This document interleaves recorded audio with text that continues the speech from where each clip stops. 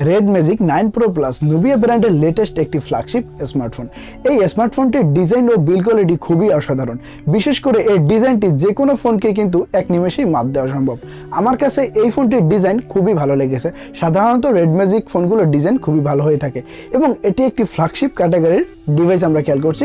এক্ষেত্রে ফোনটির build quality এবং পারফরমেন্স তাও অন্যান্য ফোনের থেকে এগিয়ে রয়েছে। তো আজকে আমরা কথা বলবো রেডম্যাজিক 9 প্রো প্লাস এই ফোনটির যাবতীয় বিষয় নিয়ে, বিশেষ করে এই ফোনটির বক্স কন্টেন্ট, ফার্স্ট ইমপ্রেশন এবং এই ফোনটির যে মেইন স্পেক্স রয়েছে তা আপনাদেরকে জানানোর চেষ্টা করব। যেহেতু বন্ধুরা এটা আমরা খুব শীঘ্রই দেখতে পাচ্ছি, তো এর camera performance, gaming performance, display performance সব বিষয় নিয়ে আগামীতে আমি ভিডিও তৈরি করব। তো আজকের ভিডিওতে এই জিনিসগুলোই থাকবে। এবং বন্ধুরা আমরা এই আমাদের চ্যানেলে ট্রেন্ডিং ভিডিও কিন্তু আপলোড করে থাকি টেক রিলেটেড। তো আপনারা যারা এখন পর্যন্ত আমার চ্যানেলটি সাবস্ক্রাইব করেনি তারা কিন্তু সাবস্ক্রাইব করে বেল আইকনটি প্রেস করে দেবেন এবং ভিডিওটিতে একটি লাইক দিয়ে দেবেন। তো বন্ধুরা আর আমরা কথা না বাড়িয়ে ফোনটির বক্স কন্টেন্টের দিকে খেয়াল করি। রেডম্যাজিক 9 প্রো প্লাস এর বক্সটি আমরা একটি সিলভার কালারের বক্স হিসেবে দেখতে পাবো। এখানে আমরা কিন্তু রেডম্যাজিকের ব্র্যান্ডিংও এই ফোনটিতে খেয়াল করব। এবং এর যে বাদিকে আমরা যদি খেয়াল করি এখানে কিন্তু একটি গেমিং এডিশনও রয়েছে। তারপরে কিন্তু আমরা এই ফোনটিতে একটি গাইডলাইন পেপার বা একটি গেমিং এডিশন একটি কার্ড দেখতে পাবো, যার মধ্যে আমরা একটি সিম ইজেক্টর টুলও দেখতে পাবো। পরবর্তীতে আমরা যদি এই বক্স কন্টেন্টের দিকে খেয়াল করি এখানে আমরা কিন্তু একটি ট্রান্সপারেন্ট কেস দেখতে পাবো, যেটা একটু হার্ড কেস খেয়াল করব এবং খুব ভালো কোয়ালিটির এবং একটি নতুনত্ব কেস আমরা কিন্তু খেয়াল করছি। আমরা সাধারণত চারো সাইড আটকানো এরকম কিন্তু কেস দেখতে পাই, তো এক্ষেত্রে কিন্তু তা না, দুই সাইডে কিন্তু কেস এখান থেকে মানে এখানে আটকানো হয়নি, তো যার জন্য কিন্তু খুব ভালো একটি ডিজাইন আমরা এখানে খেয়াল করছি। তারপরেই আমরা দেখব এই আকর্ষণীয় ডিভাইসটি। এই ডিভাইসটি কয়েকটি কালার আমরা দেখতে পাবো এবং এখানে আমরা যে কালারটি দেখতে পাচ্ছি সেটা কিন্তু সিলভার কালারের। এবং ফোনটি দেখুন বন্ধুরা, একদম খুবই আকর্ষণীয় একটি ফোন এখানে খেয়াল করা যাচ্ছে। এখানে মানে বক্সি ডিজাইনের দেখতে পাচ্ছি এবং শার্প, এখানে মানে যে কোনো সমান জায়গায় এটা অবশ্যই দাঁড়া করানো যাবে। এবং তিনটি কালার দেখতে পাবো, এখানে তিনটি কালার আপনারা দেখতে পাচ্ছেন। তো তিনটি কালারের মধ্যে আমার কাছে সিলভার এবং ব্ল্যাক কালারটি সবথেকে বেশি ভালো লাগে। এবং ফোনটির চারিদিকে খেয়াল করলে আমরা বুঝতে যাচ্ছি এখানে কিন্তু মেটাল ফ্রেম ব্যবহার করা হয়েছে। তো বন্ধুরা আপনাদের বলে রাখি এখানে কিন্তু আমরা অ্যালুমিনিয়ামের ফ্রেম দেখতে পাবো, যেটা বর্তমানে এখন ট্রেন্ডিংয়ে রয়েছে বা সকল ফ্ল্যাগশিপ ডিভাইসই এই ধরনের মেটাল কিন্তু ব্যবহার করছে। বিশেষ করে আইফোনে তো আমরা দেখতে পেয়েছিলাম যে অ্যালুমিনিয়াম, তো এখন আমরা কিন্তু সকল প্রায় ফোনেই দেখতে পাচ্ছি, প্রায় ফ্ল্যাগশিপ ফোনেই দেখতে পাচ্ছি। এক্ষেত্রে এসে আমরা যদি বাঁদিকে খেয়াল করি ফোনটির এখানে কিন্তু অনেকগুলো পোর্টস এবং বাটনস রয়েছে। এখানে যে বড় বড় 6টি ফাঁকা দেখছেন বাঁদিকে, এই ফাঁকাগুলো কিন্তু একটি ফ্যানের জন্য এখানে ব্যবহার করা হয়েছে এবং এটা কিন্তু একটি গেমিং ফোন হিসেবেই ক্রেতাগণ বেশি কিনে থাকে। তাছাড়া এর সকল পারফরমেন্সই কিন্তু দুর্দান্ত।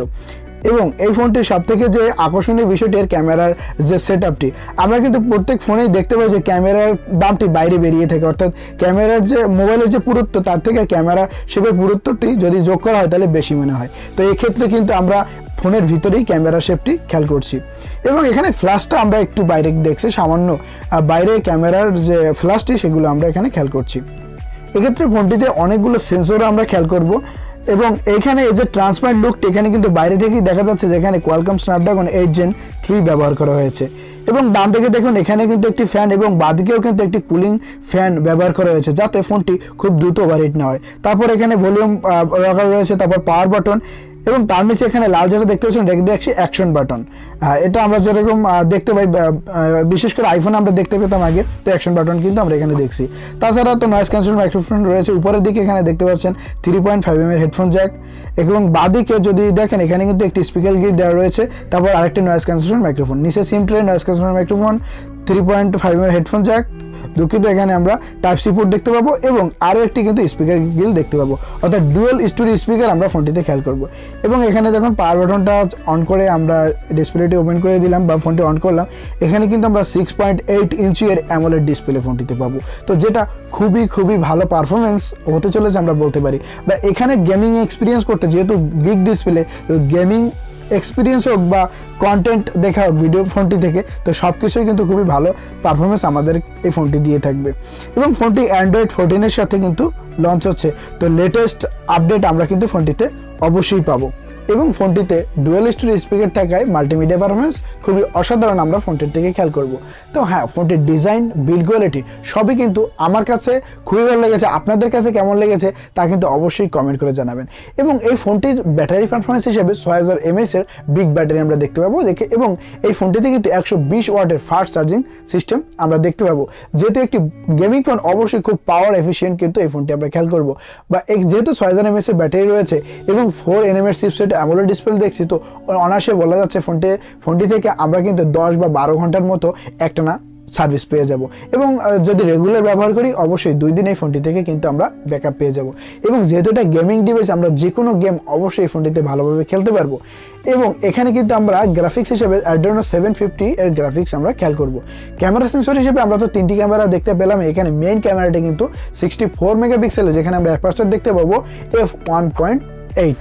এবং এখানে সকল বিষয় আমার কাছে তো ভালোই লেগেছে, তো বারবার এই ভালো লাগার কথাটি বলছি। তো বন্ধুরা, আপনারা কিন্তু কমেন্ট করে জানিয়ে দেবেন যে ভিডিওটি আপনাদের কাছে কেমন লেগেছে। এবং যদি আপনারা নতুন হয়ে থাকেন আমার চ্যানেলে, তাও অবশ্যই কিন্তু চ্যানেলটি সাবস্ক্রাইব করে আমাদের পাশে থাকেন। এবং রেডম্যাজিক 9 Pro এর যে আনবক্সিং এবং ফার্স্ট ইমপ্রেশন যে ভিডিওটি, তা কিন্তু আমার চ্যানেলে দেওয়া রয়েছে, আপনারা কিন্তু ভিডিওটি দেখে আসবেন। এবং বন্ধুরা, আসছি খুব শীঘ্রই নতুন কোনো ভিডিও নিয়ে। ততদিন ভালো থাকবেন, সুস্থ থাকবেন, ধন্যবাদ।